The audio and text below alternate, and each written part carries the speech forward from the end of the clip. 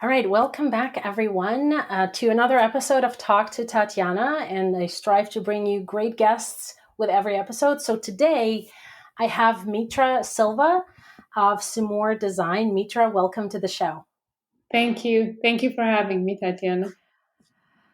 So, Mitra, share with us who you are, where you're from, what you do, and then we'll go from there.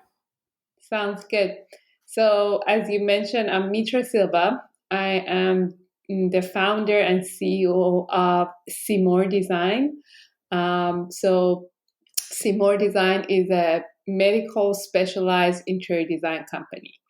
So, the way I started in this journey, long time ago, I used I in the past I used to be a medical student, so I was pre-med early on, and always had the passion for science, for medical, for research.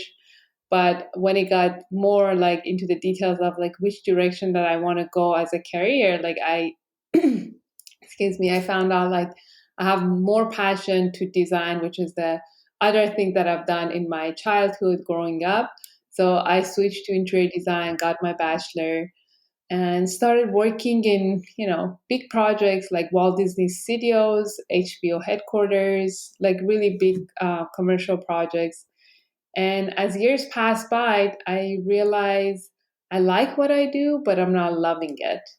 And I did some work within and, dig down like what's going on. And I realized I still have a lot of passion for medical. So I'm like, why don't I combine these two together? So that's where the whole story started. I mean, it wasn't as easy as that. Like some people think like, oh, your passion, or like you one day you wake up like, oh, I got it. For me, it was a lot of discovery, a lot of confusion, a lot of like, where am I going? What am I doing? So it took me quite a while.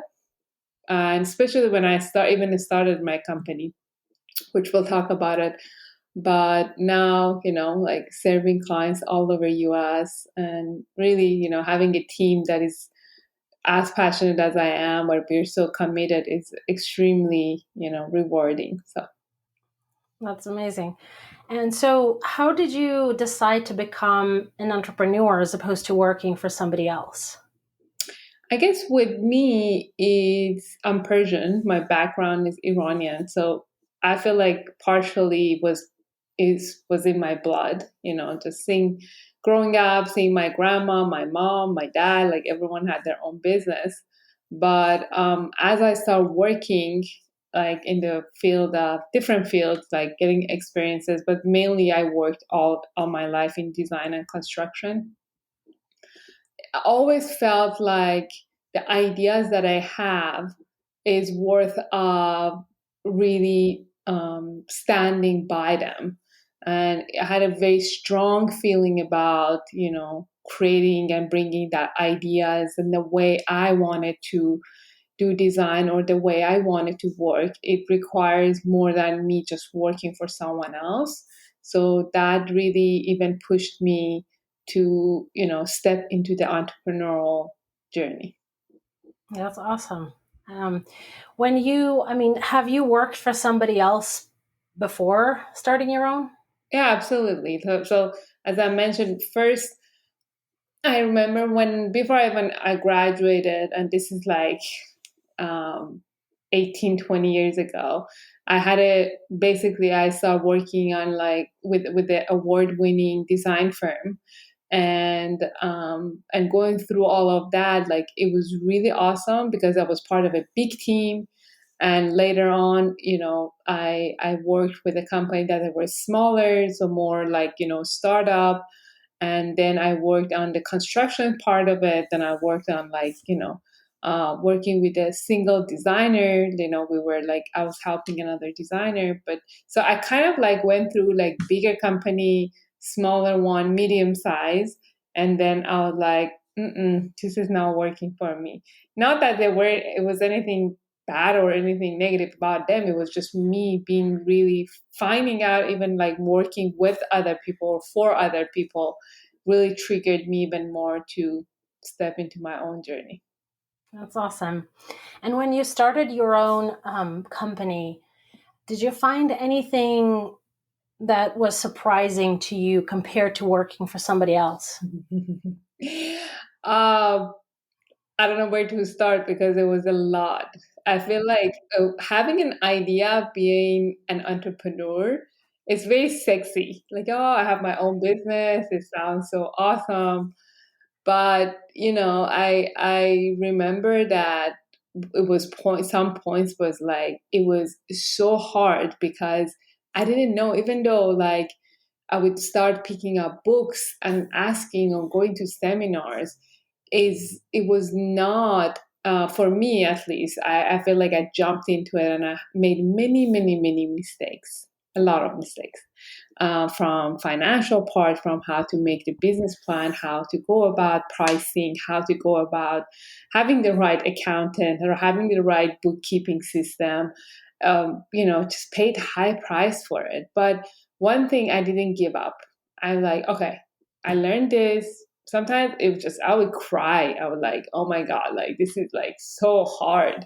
So like really, really into the deep of like, um, okay. But luckily my dream and desire was extremely strong that it was keep, you know, helping me to move forward and pushing me forward.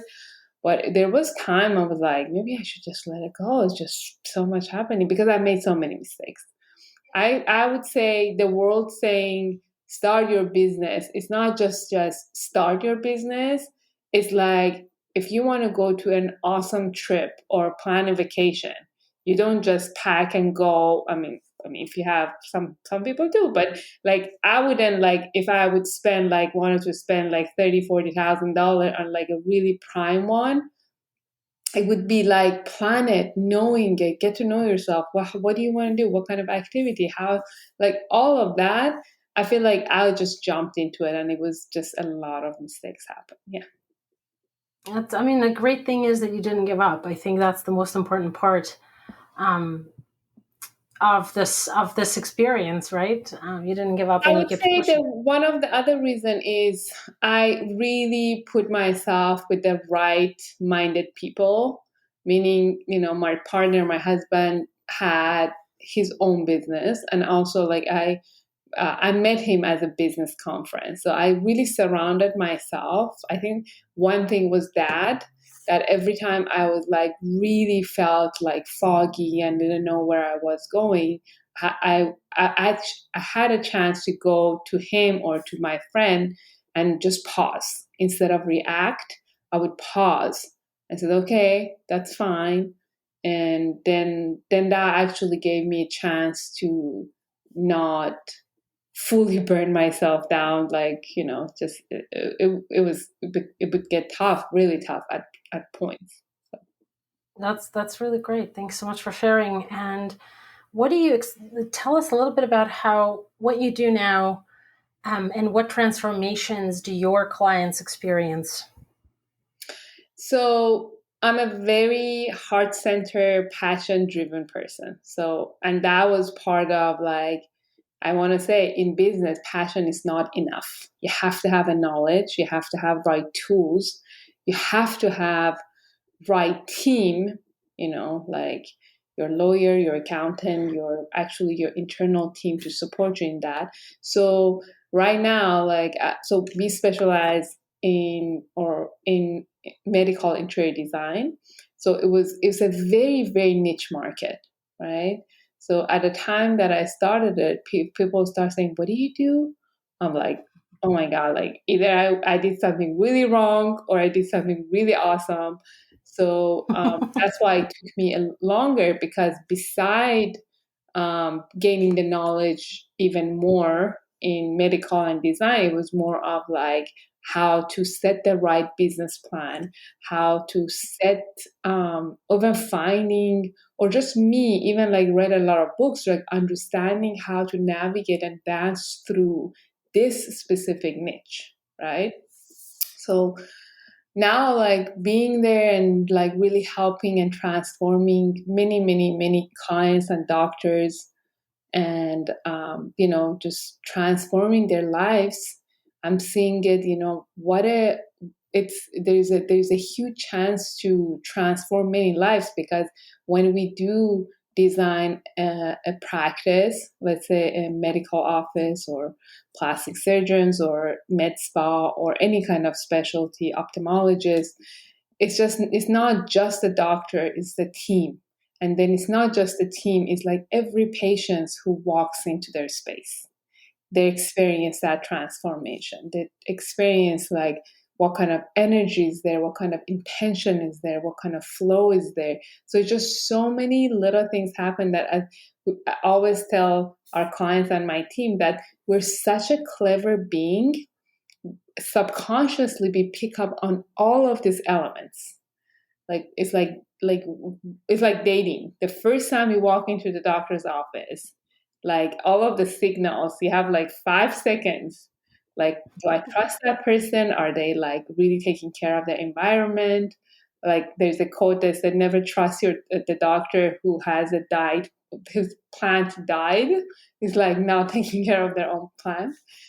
And it's the same thing, like, and we help them to understand what's their message, what's who they want to show up as in their own practice first. Because if they are excited, if they're showing up with so much energy and determination and want to serve, then the team is going to do the same thing, and the patients wants to come back. Who wants to go to doctor?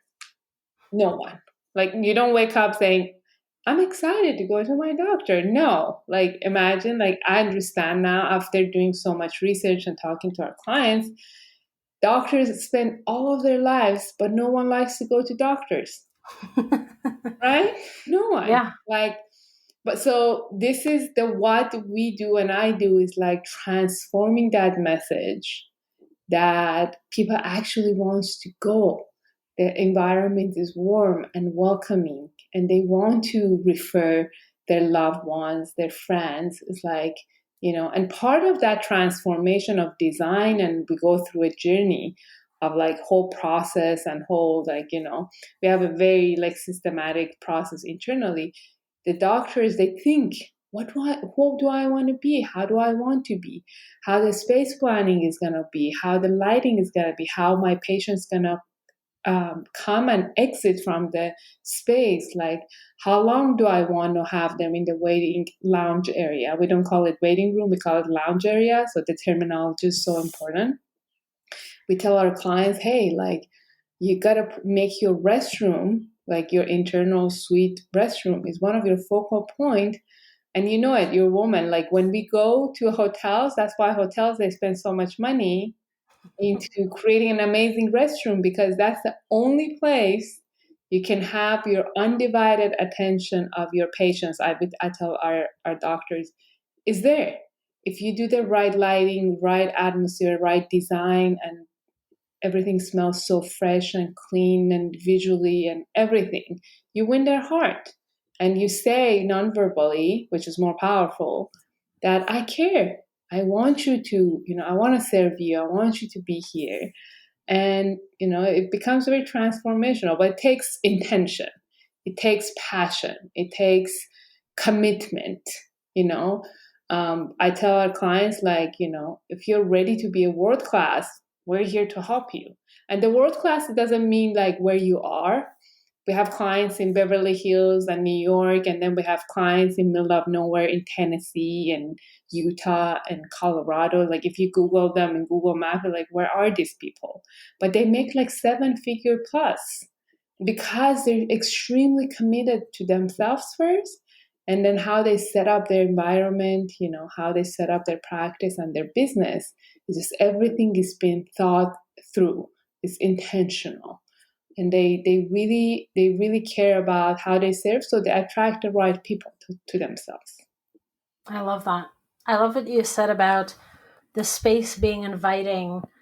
I think that many professionals, not just medical professionals, but many professionals, lawyers, accountants, doctors, and a number of other ones, don't pay too much attention about the message that they're sending, and don't try to make their space inviting and full of positive energy and warm, and don't even think about the emotions that their patients experience.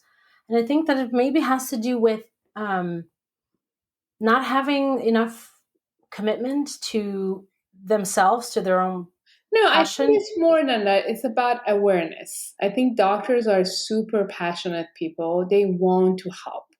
They're extremely giver people. That's their nature. Like if someone, like if there's a whole, like I don't know, like there's traffic, cars are passing by, if someone pass out on the sidewalk, the first person, if it's a doctor, is just gonna run to that person, right? There's extremely giving people, but the awareness, that settle, like really shift of thinking, that yes, I care. Yes, I put all of my energy, time, money going to medical school, doing all of this hard work. But at the end, it's important.